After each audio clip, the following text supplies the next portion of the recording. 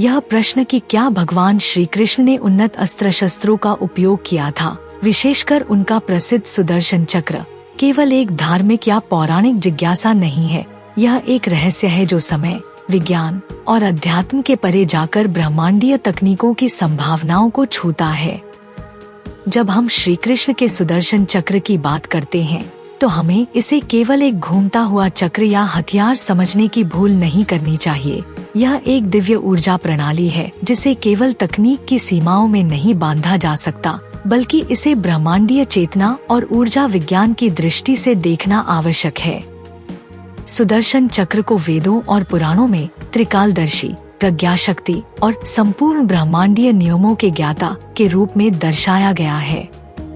इसका अर्थ है कि यह चक्र केवल गति या धातु का बना हुआ अस्त्र नहीं, बल्कि चेतन शक्ति से युक्त, विचारों और उद्देश्य पर आधारित एक ब्रह्मांडीय हथियार है जो भगवान की इच्छा और चित्त पर संचालित होता है। आधुनिक विज्ञान की दृष्टि से अगर हम इसकी व्याख्या करें तो हम इसे स्मार्ट गाइडेड एनर्जी वेपन या high frequency rotational plasma drone कह सकते हैं, जो टेलीपैथिक इंटरफेस से जुड़ा हो, यानी जो उस व्यक्ति के मस्तिष्क की तरंगों और इच्छाओं से नियंत्रित होता है। इस सुदर्शन चक्र की सबसे रहस्यमयी बात यह है कि यह समय, स्थान और गति की मर्यादाओं से परे है। यह किसी भी स्थान पर क्षण भर में पहुंच सकता है, लक्ष्य को पहचान कर उसका सहार कर सकता है और वापस लौट सकता है।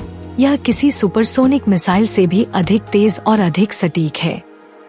आधुनिक भौतिकी में जब हम quantum tunneling, dark matter, plasma technology और एंटीग्रेविटी थ्योरीज की बात करते हैं तो सुदर्शन चक्र के गुण उन सभी से मेल खाते हैं।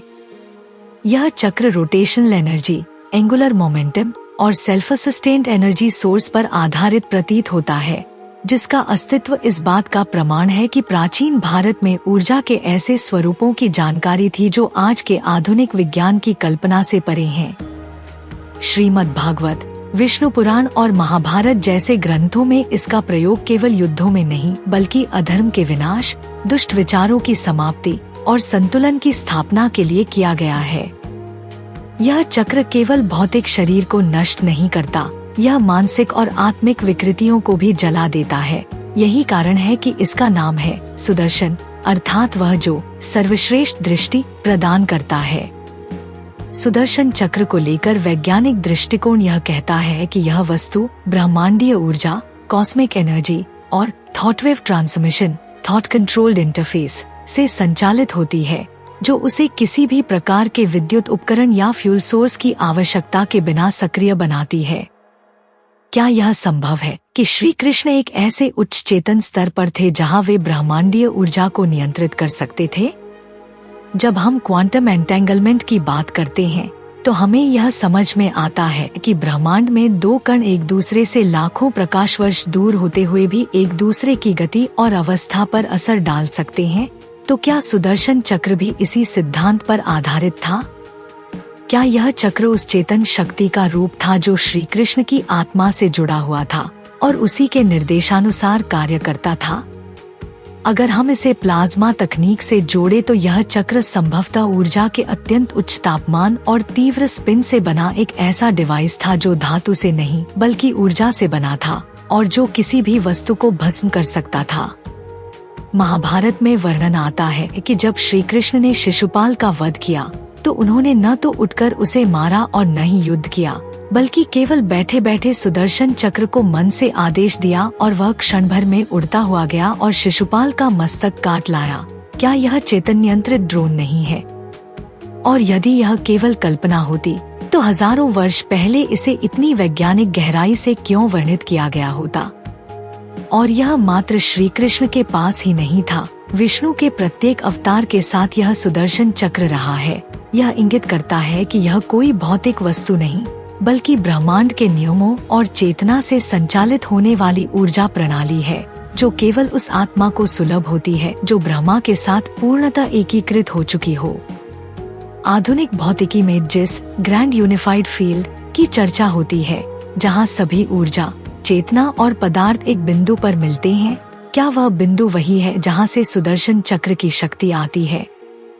और क्या यह चक्र केवल अस्त्र नहीं, बल्कि एक इंटरडायमेंशनल टेक्नोलॉजी है जो समय और आयामों के बीच गति कर सकता है।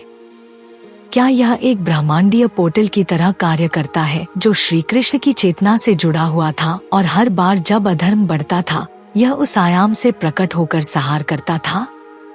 आज जब हम AI नियंत्रित ड्रोन, लेजर वेपन और माइंड कंट्रोल्ड मशीनों की बात करते हैं तब यह स्पष्ट हो जाता है कि जो तकनीक हम आज सोच रहे हैं वह हजारों वर्ष पूर्व सनातन भारत में ज्ञात थी, परंतु वह केवल विज्ञान नहीं थी, वह विज्ञान के साथ योग, ध्यान और आत्मचेतना का सम्मिलन थी जिसे केवल एक जागृत आत्मा ही संचालित कर सकती थी। यही कारण है कि सुदर्शन चक्र को किसी सैनिक ने नहीं, किसी वैज्ञानिक ने नहीं, बल्कि एक योगी, एक ब्रह्मज्ञानी श्री कृष्ण ने धारण किया जो स्वयं ब्रह्मा के अवतार थे। और आज भी जब हम किसी गहरे ध्यान में जाते हैं तो एक दिव्य घूर्णन की अनुभूति होती है, एक चेतना का चक्र जो विचारों को काटता है, विकारों को भस्म करता है। यही सुदर्शन चक्र का सूक्ष्म रूप है। इसलिए जब हम पूछते हैं कि क्या श्री कृष्ण ने उन्नत हथियारों का प्रयोग किया, तो उत्तर केवल हाँ नहीं है। उत्तर यह है कि उन्होंने उस चेतन और वैज्ञानिक समन्वय का प्रयोग किया जिसे आज का विज्ञान छूने का प्रयास कर रहा है, परंतु जिसकी कुंजी केवल आत्मचेतना और ब्रह्मज्ञान में निहित है।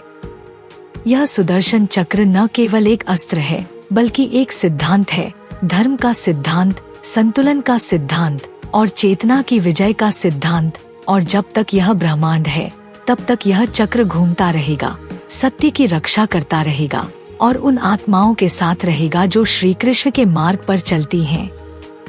और इस प्रकार जब हम सुदर्शन चक्र के रहस्य को गहराई से समझने का प्रयास करते हैं तब यह स्पष्ट होता है कि यह कोई साधारण हथियार नहीं था, यह एक ब्रह्मांडीय चेतना का घूर्णनशील प्रतीक था जो हर युग में सत्य के साथ खड़ा रहा, हर अधर्म के विरुद्ध संहारक बना।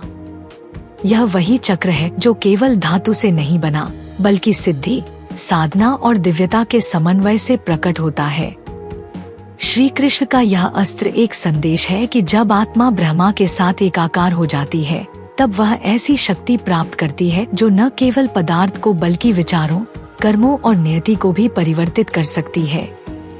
यह चक्र ईश्वर की चेतना का गतिशील रूप है जो जहाँ अन्याय होता है वहीं प्रकट होता है और उसी क्षण न्याय की स्थापना करता है। आधुनिक विज्ञान शायद आज इसे समझने की ओर अग्रसर है, लेकिन श्री कृष्ण उस विज्ञान से परे हैं क्योंकि वह स्वयं ही विज्ञान के मूल हैं। वह केवल ब्रह्मांडीय ऊर्जा को समझते नहीं थे बल्कि उसे नियंत्रित करते थे। आज हम quantum computing, AI, anti gravity technology और माइंड कंट्रोल्ड इंटरफेसेस की बात करते हैं, लेकिन क्या हम आत्मा की शक्ति, चित्त की स्थिरता और ध्यान की क्षमता को समझ पाए हैं? नहीं, क्योंकि जब तक मानव चेतना विक्षिप्त रहेगी वह सुदर्शन चक्र के सत्य को नहीं जान पाएगी। वह चक्र जो अज्ञान को काटता है, मोह को भस्म करता है और केवल उस आत्मा के साथ होता है जो सत्य के मार्ग पर अडिग रहती है। श्री कृष्ण का सुदर्शन चक्र हमें यह सिखाता है कि शक्ति उसी के पास आती है जो धर्म में स्थित हो, जिसकी बुद्धि समत्व में स्थिर हो और जो जगत के मोह से परे हो चुका हो। इसलिए यह चक्र किसी सामान्य योद्धा के पास नहीं था, न ही किसी महान राजाओं के पास। यह केवल विष्णु के अंश श्री कृष्ण के साथ था। यह चक्र आज भी प्रतीक है आत्मिक शक्ति का, चेतना के तीव्रतम स्पंदन का, और यह हमें यह स्मरण कराता है कि जब हम अपने भीतर के अंधकार से लड़ते हैं तब भी यह चक्र हमारे साथ है, एक अंतर्दृष्टि के रूप में, एक प्रकाश के रूप में। जो व्यक्ति ध्यान में जाकर अपनी आत्मा की गहराई में उतरता है वह अनुभव करता है कि यह चक्र उसकी चेतना के चारों ओर घूम रहा है, उसे बचा रहा है और मार्गदर्शन कर रहा है। और यही इस अस्त्र की सबसे बड़ी वैज्ञानिक और आध्यात्मिक विशेषता है कि यह बाहरी नहीं, भीतरी है। यह एक ऐसी शक्ति है जो हर युग में प्रकट होती है, चाहे वह त्रेता हो या कलियुग, और वह हर उस आत्मा के भीतर जागृत हो सकती है जो श्री कृष्ण की भांति धर्म, प्रेम और आत्मज्ञान के पथ पर अग्रसर हो। आज जब संसार तकनीक में उलझा हुआ है, युद्धों और विनाश की ओर बढ़ रहा है, तब श्री कृष्ण का यह सुदर्शन चक्र एक संदेश बनकर उभरता है कि यदि तुम्हारी चेतना निर्मल हो, यदि तुम्हारी आत्मा जागृत हो और यदि तुम्हारा हृदय धर्म के लिए धड़कता हो, तो यह दिव्य चक्र तुम्हारे साथ है। यह चक्र केवल एक हथियार नहीं है, यह ब्रह्मांड का संतुलन है। यह बताता है कि जब भी अधर्म बढ़ेगा तब तब यह चक्र घूमेगा और वह घूमता रहेगा जब तक सत्य की स्थापना न हो जाए। और यह चक्र हर उस व्यक्ति के भीतर जागृत हो सकता है जो श्री कृष्ण को केवल एक देवता नहीं बल्कि एक विज्ञान, एक योग और एक प्रेम की पराकाष्ठा के रूप में समझता है। यही है सुदर्शन चक्र का रहस्य, एक चेतना का विज्ञान, एक दिव्य ऊर्जा की कला और ब्रह्मांडीय संतुलन का प्रतीक। यह चक्र आज भी घूम रहा है, हमारे भीतर, हमारे चारों ओर, हमारी आत्मा के आकाश में,